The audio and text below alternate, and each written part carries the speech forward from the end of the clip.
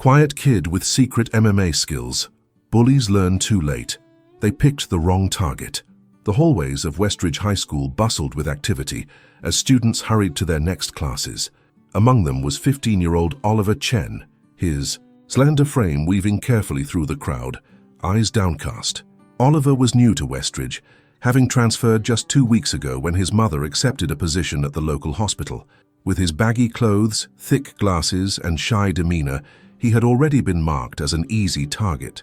Oliver clutched, his books tightly against his chest, his dark hair falling over his eyes as he tried to make himself invisible. It wasn't that he was particularly small. At 5'7", he was average height, but there was something about his gentle movements and reluctance to make eye contact that seemed to attract unwanted attention. What none of his new classmates knew was that behind those oversized glasses and quiet exterior lay years of intensive mixed martial arts training.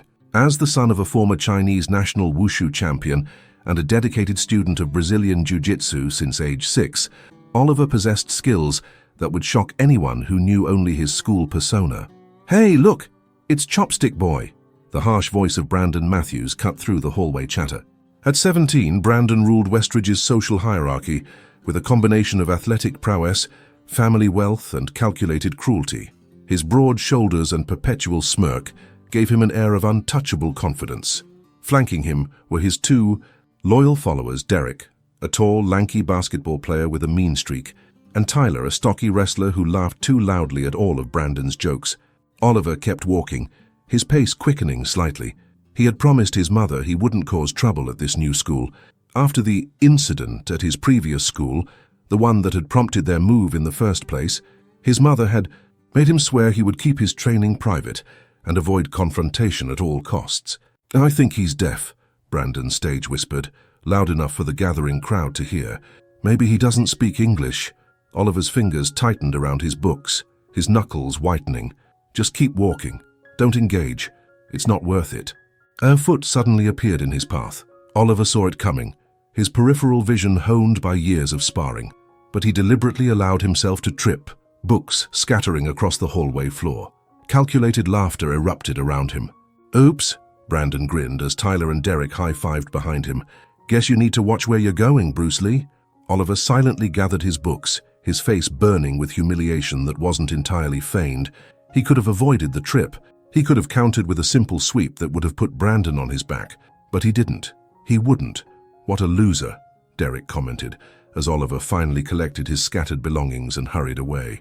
What none of them noticed was the brief, assessing look Oliver gave them as he turned the corner, a fighter's look calculating distance, weight, and balance. In Miss Reynolds' English class, Oliver sat in the back row, quietly taking notes as the teacher discussed The Outsiders. The novel's themes of belonging and violence hit a little too close to home for his comfort. Who would like to share their thoughts on Ponyboy's character development? Ms. Reynolds asked, scanning the classroom. Several hands shot up, but she focused on Oliver. "Mr. Chen, we haven't heard from you yet. Would you like to contribute?" All heads turned toward him. Oliver cleared his throat, uncomfortable with the attention. "I think Ponyboy learns that violence doesn't solve problems," he said softly. "But sometimes it's the only language some people understand." Ms. Reynolds raised an eyebrow. "Interesting take. Care to elaborate?" Before Oliver could respond, Brandon, who was unfortunately in the same class, snickered. "Of course the new kid loves Ponyboy. Probably writes poetry in his diary too." Titters spread through the classroom. Ms. Reynolds frowned. "That's enough, Brandon. Let's keep our comments relevant to the text." But the damage was done. Oliver shrank back into his seat, his face hot with embarrassment. 3 months, he reminded himself. Just get through 3 months until Mum's probation period ends, and then we can discuss transferring if necessary. After class, Oliver headed to the cafeteria, finding an empty table in the corner. He unpacked his lunch, his mother's homemade dumplings and rice, and began eating quickly, hoping to finish before anyone could comment.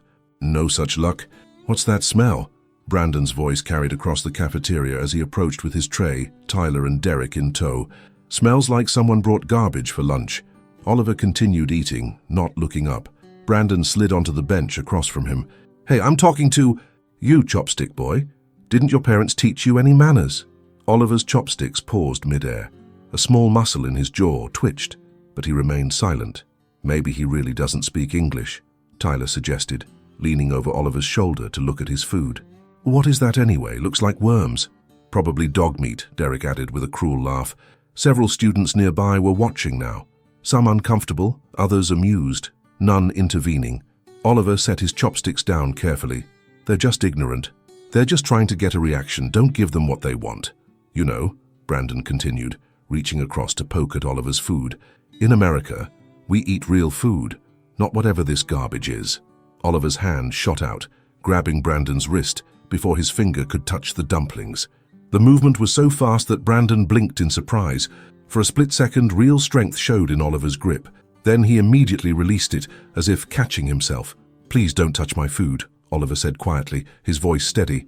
Brandon pulled his hand back, momentarily thrown off by the unexpected reaction. Then his eyes narrowed. "Or what, China boy? What are you going to do about it?" Oliver took a deep breath, packed up his lunch and stood to leave. "Nothing. I just want to eat in peace." As he turned to go, Brandon stuck out his foot again. This time, however, Oliver stepped over it without looking down, a move so natural it seemed like coincidence.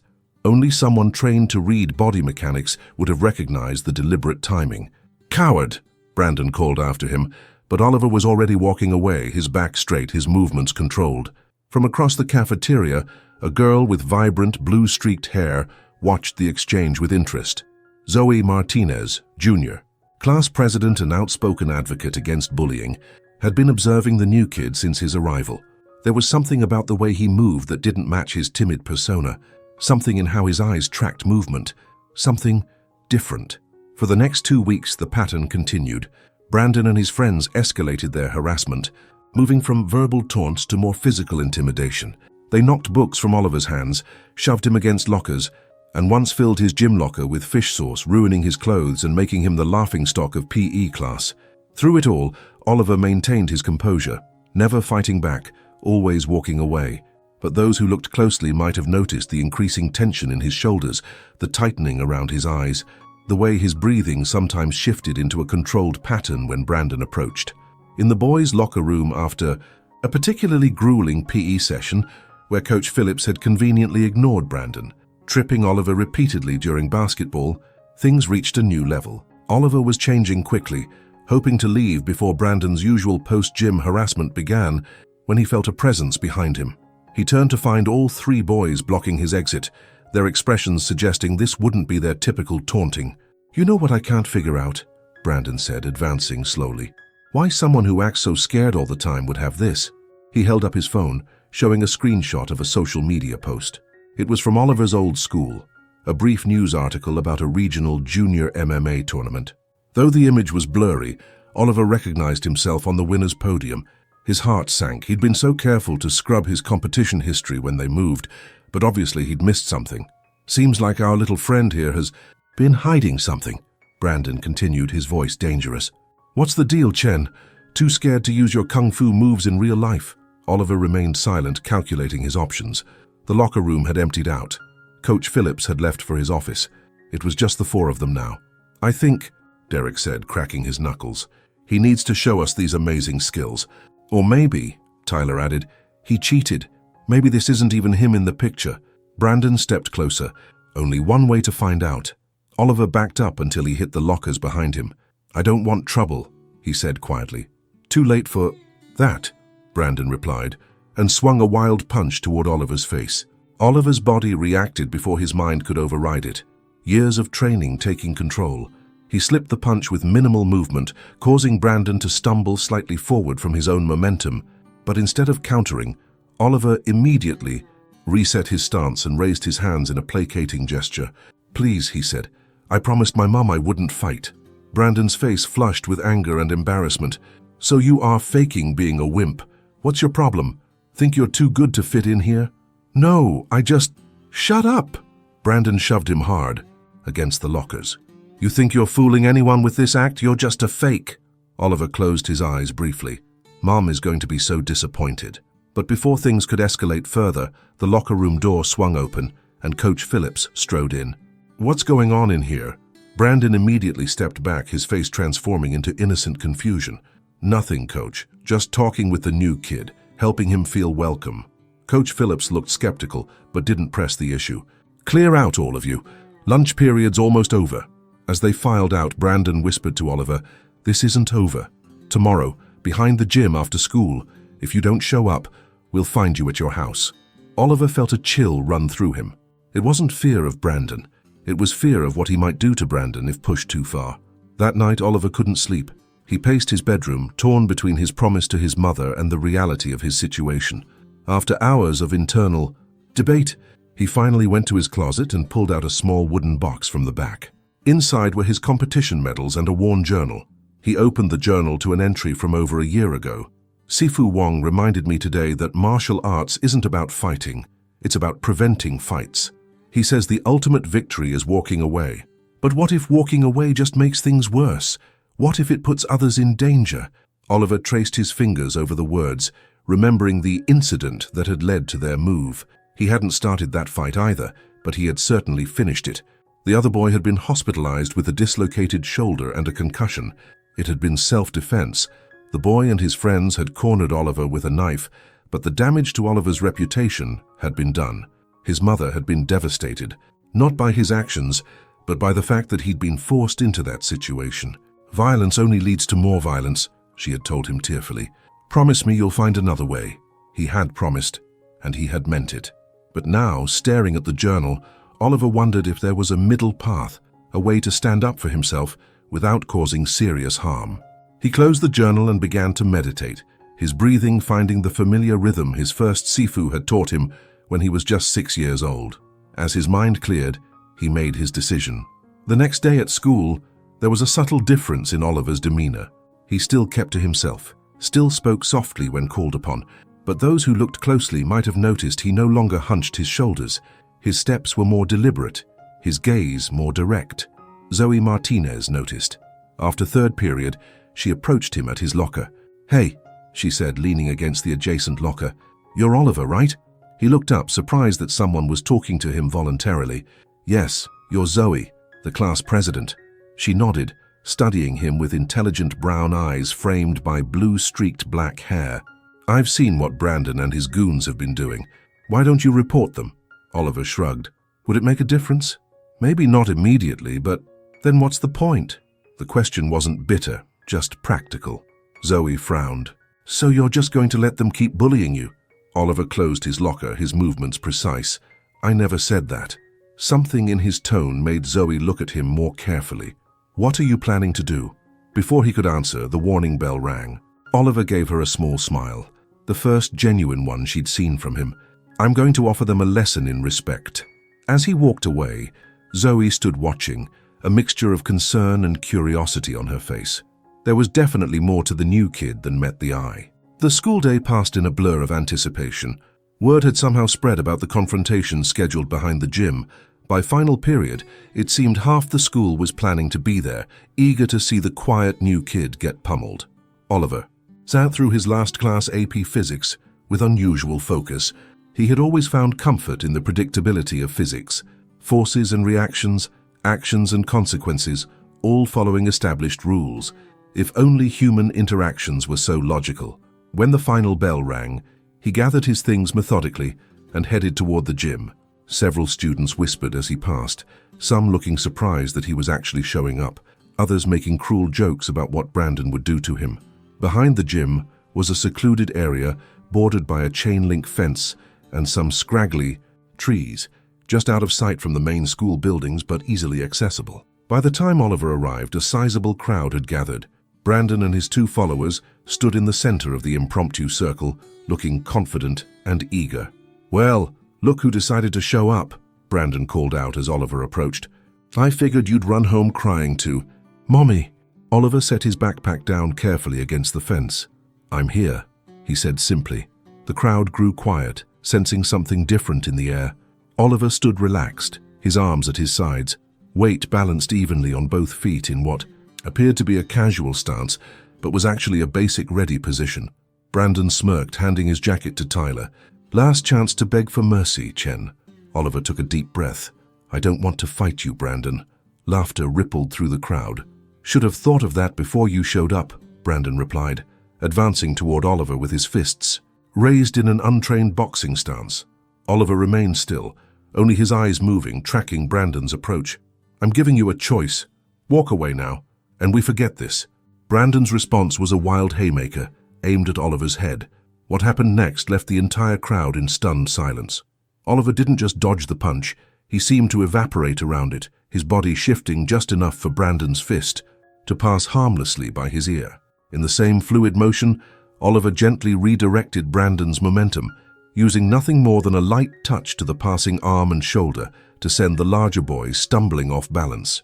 Brandon caught himself and turned, face flushed with a mixture of confusion and rage. "Lucky dodge," he snarled, and charged forward with a flurry of punches. Oliver weaved and slipped each one with minimal movement, never striking back, just redirecting force, maintaining a bubble of space around himself that Brandon couldn't seem to penetrate. It looked effortless, almost like a choreographed dance, except for the growing frustration on Brandon's face. After 30 seconds of this, Brandon was breathing hard, while Oliver hadn't broken a sweat. "Fight back," Brandon demanded, his voice cracking with humiliation. "I am," Oliver replied calmly. "I'm just not hitting you." This response infuriated Brandon, who signaled to Derek and Tyler, "Get him!" As the two moved to flank Oliver, the crowd murmured in disapproval. 3 against 1 wasn't what they'd come to see, but before anyone could object, Oliver had adjusted his position, maintaining awareness of all 3 opponents. What followed was a demonstration of defensive martial arts that left spectators open-mouthed. Oliver moved like water between the 3 attackers, causing them to get in each other's way, occasionally using one's momentum to bump into another. He never threw a single punch or kick, instead using gentle pushes, subtle foot sweeps, and circular redirections that left the 3 bullies increasingly frustrated and uncoordinated. At one point, Tyler threw a punch that Oliver ducked under, causing Tyler to hit Derek instead. Another time, Oliver simply sidestepped, leading Brandon to charge straight into a bush. The crowd began to laugh, not at Oliver, but at the 3 bullies who couldn't land a single blow on the supposedly helpless new kid. After several minutes of this humiliating display, Brandon was red-faced and panting. "Stand still and fight, you coward!" Oliver finally stopped moving, standing calmly in the center of the circle. "I am fighting.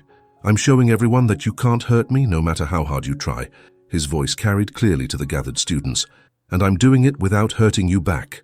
Brandon, pushed beyond reason, roared and charged with his head down like a bull. This time, Oliver used a basic judo technique, stepping slightly to the side while guiding Brandon's shoulders with just his fingertips, redirecting the bully's charge. Brandon's own momentum sent him tumbling to the ground, where he landed hard on his backside. The crowd erupted in cheers and laughter. Brandon, humiliated and enraged, scrambled to his feet and pulled something from his pocket. The flash of metal silenced the crowd immediately. A pocket knife. "Not so slick now, are you, Kung Fu boy?" Brandon snarled, flicking the blade open. The atmosphere changed instantly. Several students backed away, some pulling out phones to call for help. Zoe, who had been watching from the edge of the crowd, stepped forward to intervene, but Oliver caught her eye and gave a subtle shake of his head. His demeanor shifted subtly as he faced Brandon, his stance lowering slightly, becoming more grounded. For the first time, the watchers caught a glimpse of the trained fighter beneath the quiet exterior. "Put it down, Brandon," Oliver said, his voice calm but carrying a note of authority that hadn't been there before. "You don't want to do this. Don't. Tell me what I want." Brandon lunged forward with the knife. What happened next was too fast for most observers to follow clearly. Oliver's hand shot out, catching Brandon's wrist with precise timing. He applied pressure to specific points while simultaneously turning the arm at an angle that caused Brandon's fingers to involuntarily open, releasing the knife. In the same continuous motion, Oliver swept Brandon's front leg, bringing him gently but firmly to the ground, where he pinned him with a minimal pressure hold that left the larger boy completely immobilized. The knife lay harmlessly on the ground several feet away, where Tyler stared at it in shock. "I could have broken your arm just now," Oliver said quietly to Brandon. His words meant only for the bully's ears. "I could have dislocated your shoulder or damaged your wrist, but that's not who I want to be." He released the hold and stood up, backing away with his hands visible. Brandon lay on the ground, the fight completely gone from him, replaced by a dawning realization of how badly he had misjudged his target. For a moment, no one moved or spoke. Then slow applause began from the edge of the crowd. It was Zoe, her expression a mixture of relief and admiration. Others joined in until most of the gathered students were clapping. Oliver looked around, uncomfortable with the attention, but standing tall nonetheless. "Show's over," he announced. "Everyone go home." As the crowd began to disperse, many students approached Oliver with comments of approval or attempts to befriend him. He responded politely but briefly, making it clear he wasn't interested in sudden popularity or admiration for his skills. Derek and Tyler had helped Brandon to his feet and were keeping their distance, their expressions a mixture of wariness and grudging respect. The three bullies slipped away without further confrontation. As the area cleared, only Zoe remained, studying Oliver with newfound interest. "That was impressive," she said, walking over to him. "Where did you learn to fight like that?" Oliver shrugged, picking up his backpack. "My mother's from Shandong province in China. Her father was a wushu master. I've been training since I could walk." He glanced toward where Brandon had disappeared, but fighting was never the goal. "I could tell," Zoe replied. "You could have really hurt them, but you didn't. Violence just creates more violence." Oliver quoted his mother's words with a sad smile. "I learned that the hard way at my last school." Zoe fell in step beside him as they walked toward the front of the school. "So what happens now? Are you going to join the MMA club? We have one, you know." Oliver considered this. "Maybe, but I'm not interested in competition anymore. I'd rather teach self-defense, focus on helping people protect themselves without hurting others." "The school could use something like that," Zoe said thoughtfully, "especially with all the bullying that goes on." They reached the main entrance, where Zoe's friends were waiting for her. She turned to Oliver with a genuine smile. "Want to sit with us at lunch tomorrow? No pressure, but the offer's open." Oliver returned her smile, some of the tension he'd carried since arriving at Westridge finally easing from his shoulders. "I'd like that, thank you." The following Monday, Oliver entered Westridge High with a different energy. Students who had witnessed the confrontation nodded to him with respect. Others who had only heard rumors watched him with curious eyes, but gone were the whispers and taunts that had followed him since his arrival.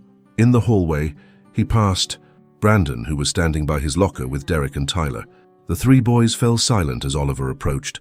There was an uncomfortable moment as they made eye contact. Then Brandon gave a slight nod, not friendly but acknowledging. Oliver returned the nod and continued on his way. Later that day, during lunch, Oliver sat with Zoe and her diverse group of friends. As they talked about classes and weekend plans, Oliver felt something he hadn't experienced in a long time, the simple pleasure of being accepted for who he was. "By the way," Zoe said, sliding a paper across the table to him, "I talked to Principal Winters about your self-defense idea. She's interested. These are the forms to start an official club." Oliver stared at the papers, surprised. "That was fast." Zoe grinned. "I'm class president for a reason.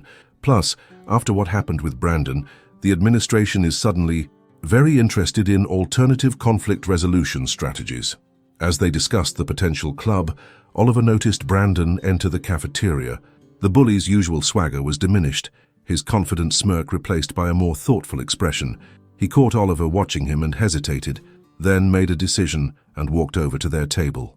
The conversation died as Brandon approached. He stood awkwardly for a moment, then spoke directly to Oliver. "That thing you did," he said, his voice lacking its usual arrogance, "with the wrist lock. Could you teach me that sometime?" Oliver studied him, searching for any sign of mockery or hidden agenda. Finding none, he nodded slowly. "Come to the first club meeting. We'll start with basics." Brandon looked surprised at the invitation, then nodded back. "Maybe I will," he said, and walked away to join his friends. Zoe raised an eyebrow at Oliver. "You sure about that? He tried to stab you." Oliver watched Brandon's retreating back. "Everyone deserves a second chance. Besides," he added with a small smile, "sometimes the best way to defeat an enemy is to make them a student." As the lunch period continued, Oliver found himself truly relaxing for the first time since arriving at Westridge. His mother had been right about violence only leading to more violence. But she had been wrong about one thing. Sometimes standing up for yourself was necessary, not to hurt others, but to show them a better way. When the bell rang, signaling the end of lunch, Oliver gathered his things with a sense of quiet satisfaction. He had come to Westridge hoping only to blend in and avoid trouble. Instead, he had found something unexpected, the chance to be himself, fully and honestly, without either hiding his strength or misusing it. As he headed to his next class, Oliver, Chen walked with the balanced confidence of someone who knew exactly who he was. Not a victim, not a fighter, but something more valuable than either, a teacher.